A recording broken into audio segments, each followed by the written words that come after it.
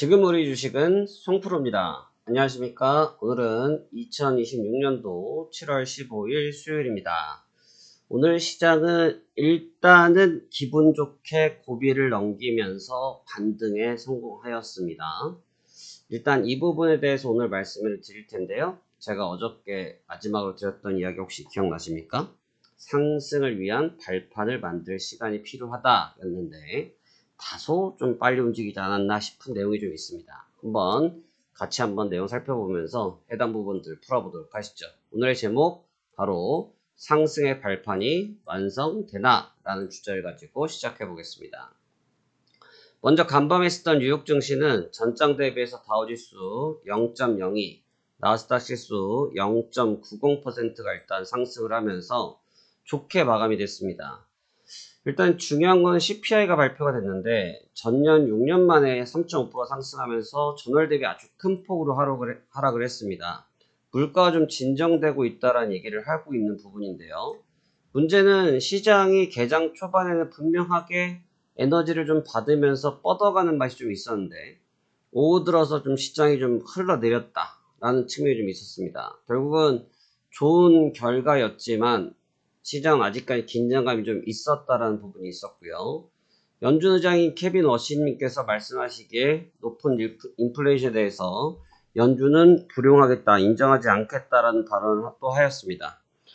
결국 이제 물가가 계속해서 문제인데 이 CPI 부분에는 함정이 하나 있습니다. 무슨 함정이 있냐면 지난 미국과 이란이 MOU를 달성했죠. MOU를 해서 쉽게 말하면 휴전 처리를 했습니다. 그래서 120불을 넘나들던 국제유가가 거의 60불 때까지 거의 반토막으로 드랍이 나왔죠. 이 드랍이 나왔던 것이 이번 CPI 데이터에 좀 녹아 있습니다. 그래서 유가가 반토막이 났기 때문에 해당 부분에 따른 물가 영향력이 좀 줄어든 부분이 분명하게 있거든요. 그런데 지금 아시겠지만 다시 미국이랑 이란이 붙어 있는 상태이기 때문에 해당 이슈가 언제든지 시장을 자극할 수 있는 요인이 있습니다. 그러면 해당 CPI에 대한 부담감을 줄 수 있는 요소이기 때문에 중동 문제가 계속해서 발목을 잡을 것으로 보여지고요. 또 하나는 연준 의장께서도 말씀하시기에 지금 인플레이션 높은 거는 무조건 용납을 안 하겠다. 어떻게든 대응을 하겠다라고 발언을 하셨다는 부분 자체가 금리 인상 가능성을 약간 희석시킨 맛이 있긴 하지만 일단 금리 정책의 변화를 주겠다라는 뉘앙스로 들으셔도 무방하리라고 생각이 됩니다. 또 하나 주목해 봐야 될 것은 미국의 하이닉스가 미국에 상장되어 있죠. ADR이 27%가 폭등을 하면서 긍정적으로 잘 마감이 됐습니다.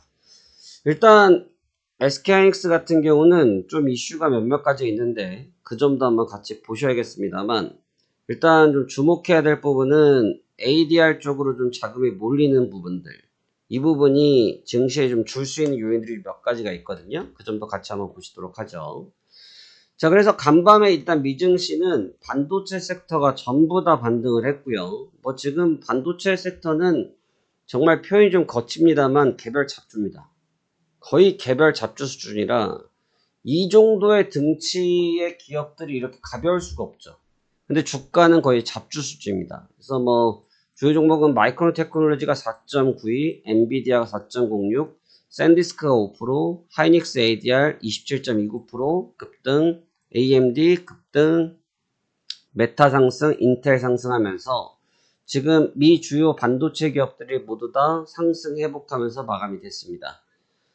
일단 여기에서 우리가 좀 주목을 해봐야 될 것은 반도체는 역시 죽지 않는구나 라는 데이터를 얻기도 하는데 얻기만 합니다. 딱 그냥 얻는 정도의 수준이고 이 정도를 가지고 이게 어떤 상황적인 부분 자체가 모두 다 완화됐다라고 보기는 어렵습니다. 여전히 반도체 섹터는 고비용에 대한 부담감을 계속 껴안고 있는 상태고요.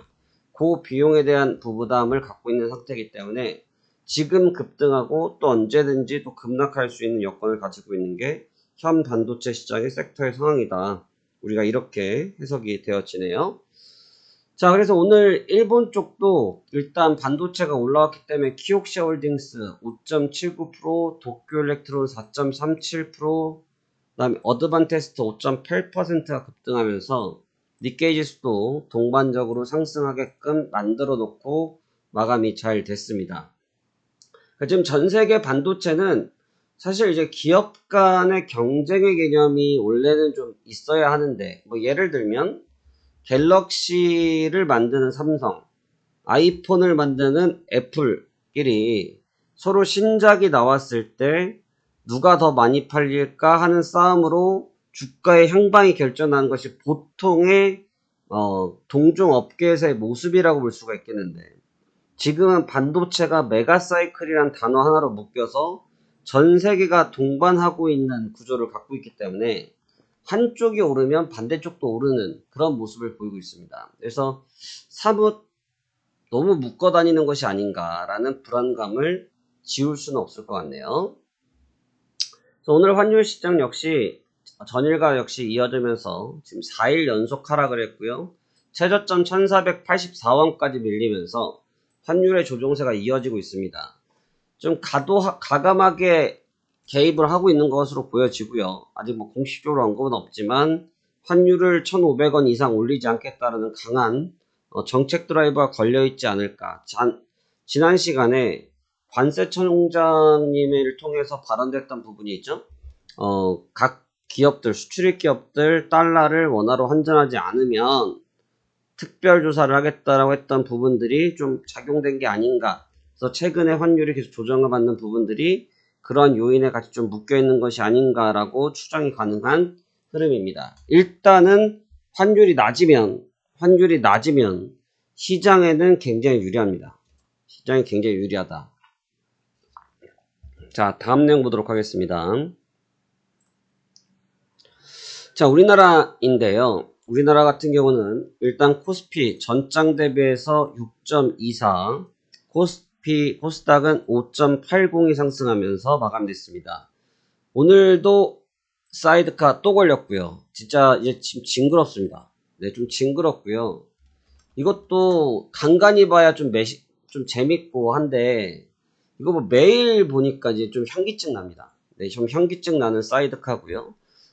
이 얘기는 다시 얘기하면 비정상이라는 얘기입니다. 내려도 비정상, 올라도 비정상, 그냥 비정상이란 뜻입니다. 지금처럼 사이드카가 이렇게 빈번하게 움직이는 것은 전혀 좋지 못하다는 걸 우리가 확인할 수 있죠. 하지만 이 와중에도 시장에 좀 긍정적 데이터들을 좀 집중해서 찾아왔는데요. 일단 SK하이닉스가 다시금 재차 200만원을 재돌파하면서 안착에 성공했습니다. 일단 외국인들은 2거래일 연속 코스피에서 매수를 보여줬고요. 그 누적 매수 금액은 3조 3천억을 만들어냈습니다. 일단 외국인들이 2거래일 연속 샀고 금액이 3조대를 넘었다라는 얘기는 여기서 한번 드라이브를 걸면 한 5조에서 추가적으로 7조까지 쏠 수가 있거든요.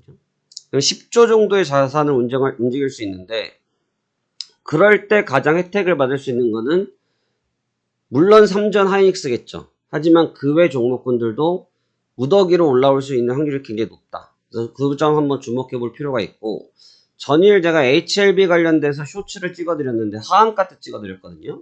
근데 결국은 분석했던 것처럼 무더기로 상한가가 들어갔습니다. 그 상한가 이유는 FDA 승인 문제가 해소가 되는 기대. 그러니까 이것도 장이 좋으니까, 장이 어느 정도 받쳐지니까 이 정도 뉴스에 무더기 상한가를 갈 수 있었지, 장이 만약에 좀 좋지 못했다고 하면 아마 쉽지는 않았을 것 같습니다. 그래서 전반적으로 좋았다 이런 말씀 드리겠고요. 그래서 앞서 말씀드린 것처럼 외국인들이 2조 3천억을 썼다. 개인들이 던지는 2조 4천억을 전부 다 외국인들이 받아주는 모양새를 줬는데 수급적으로는 굉장히 안정적이었습니다. 네, 이 정도 수급이면 안정적이었다라고 말을 해도 전혀 무방하고요. 왜냐하면 집중력이 좋았고 시장에서 나오는 매물들을 외인들이 환율의 부담을 떨궈낸 상태이기 때문에 무리 없이 받아주고 있었거든요. 그래서 무리 없이 받아주는 저 자세들 굉장히 이상적이었던 것으로 보여집니다. 그래서 코스피 지수를 보면 제가 어제 필요한 게 뭐라고 말씀을 드렸냐면 좀 바닥을 좀 만들 필요가 있다. 이게 어설프게 올라가 버리면 어설프다는 얘기는 V자를 이야기하는 건데요. 어설프게 올라가 버리면 오히려 맞는다라는 얘기를 드립니다. 왜냐하면 이 구간에 갭이 존재하기 때문에 이 구간의 갭을 시장이 쉽게 뛰어넘을 수가 없거든요. 그러니까 결국 저 갭을 확인하려고 하는 작업이 나타날 수가 있기 때문에 재차 대밀릴 가능성도 좀 일부 있습니다. 그래서 조금 그런 부분이 부담이긴 한데 다행스러운 건 시가가 갭을 날렸다고 해서 원웨이로 계속 쏜 게 아니고 어제처럼 계속 질질 흘린 게 아니고 일단 상단에 지지 영역대를 만들었기 때문에 특히 외국인들도 매수를 했기 때문에 일부 기대감을 만들어는 놨지만 이게 연속적으로 어떻게 될지는 같이 한번 지켜봐야 될 것 같습니다.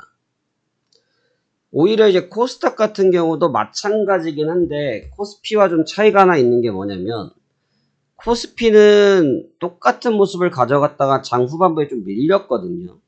근데 코스닥은 장 막판에 오히려 저점을 찍고 한번 더 돌리면서 고점을 다시 한번 갱신을 했습니다. 코스피와 코스닥의 뚜렷한 모습의 차이라고 볼 수 있죠. 보시면 내려왔죠. 근데 코스닥은 이렇게 치고 나오면서 고점을 갱신했죠. 이 얘기는 꼭 중소형주 쪽에 무관심했던 부분들의 관심이 일부 중소형주 쪽으로 올라왔다라고 저는 보여집니다.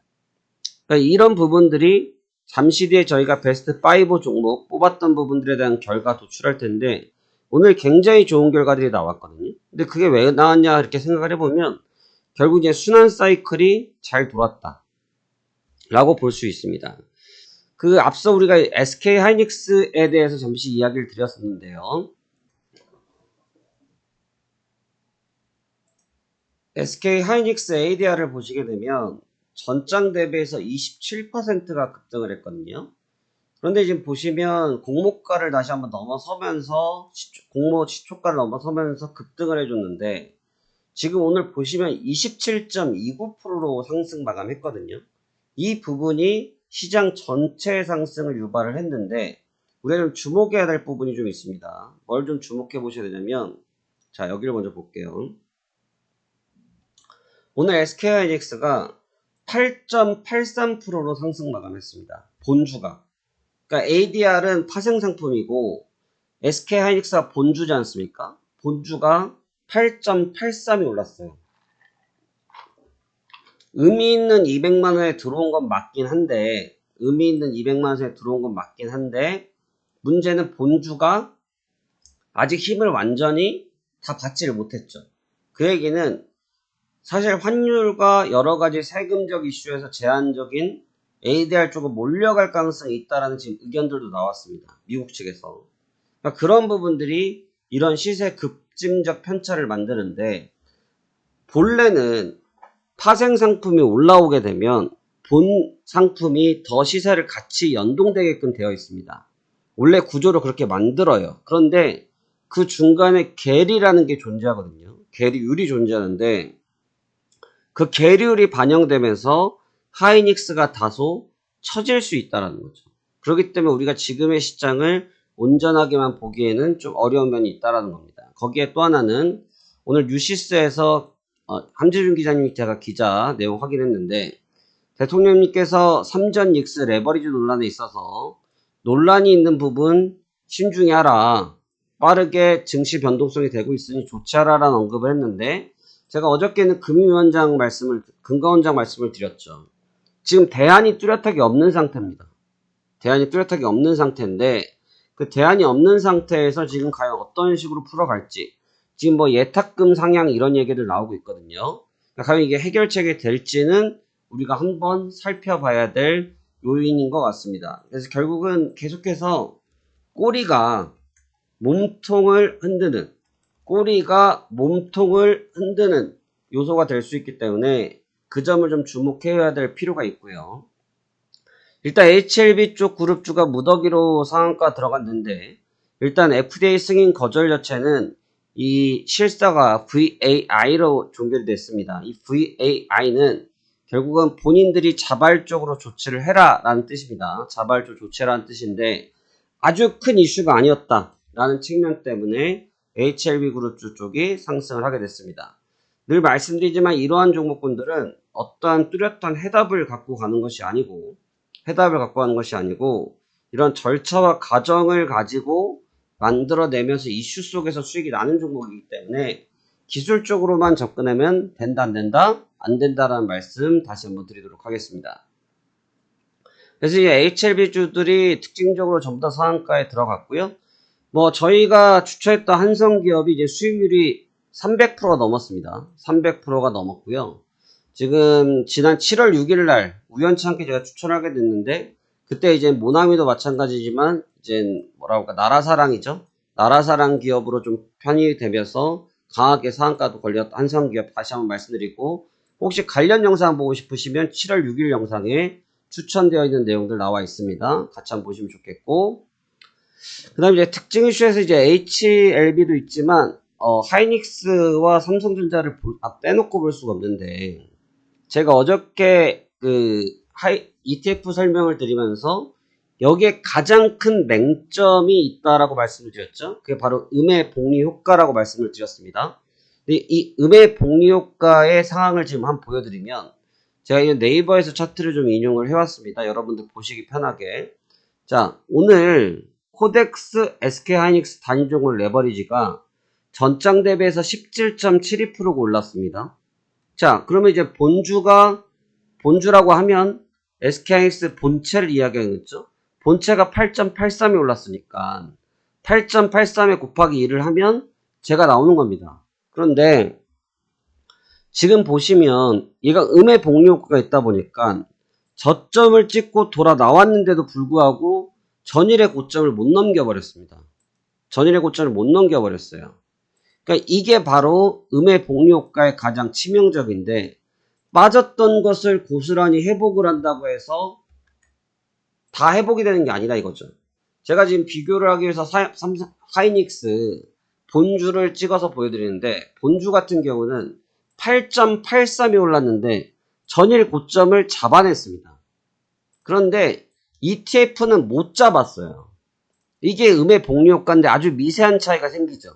그러니까 여기서 야 지금 2, 3% 갖고 뭔 얘기를 해 하시지만 그로 인해서 지금 시장에 이러한 상황들이 다 발생이 됐고 증시 폭락이 나타난 이유가 다 이런 부분들 때문에 나타났기 때문에 그냥 아유 2, 3% 버려도 돼라고 말씀하시기에는 좀 제한성이 있겠죠.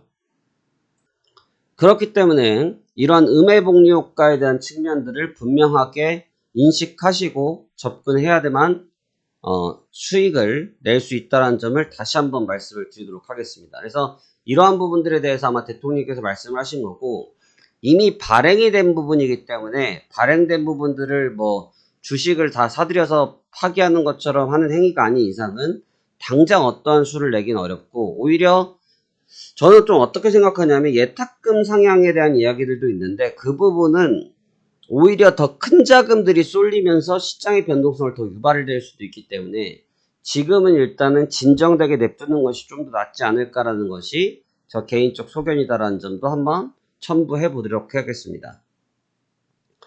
그래서 오늘의 특징주는 뭐 보시다시피 하이닉스와 삼성전자가 날아다녔고요.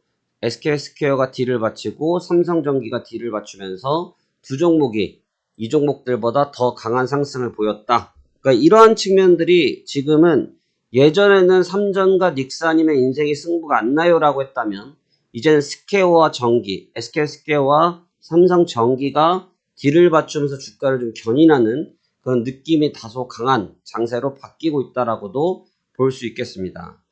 오늘은 저희 관심주들이 다 수익이 너무 많이 났습니다. 기가레인 상한가, 빛과전자는 상한가 바로 직전에서 멈췄고요.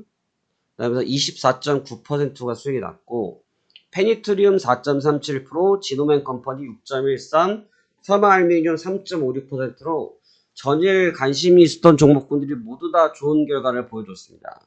그러니까 시장이 D를 맞춰줬기 때문에 가능했던 결과였고요. 그런데 이제 5종목이 다 올라왔다라는 것에 좀 의미를 두고 싶은 게 제가 잘 찍어서가 절대 아니고요. 그게 아니라 업종별로도 그렇고 산업별로도 그렇고 중소형주로도 그렇고 고르게 자금이 돌고 있다라는 긍정적 시그널이다. 여러분이 우리 서울에 가면 청계천 있지 않습니까?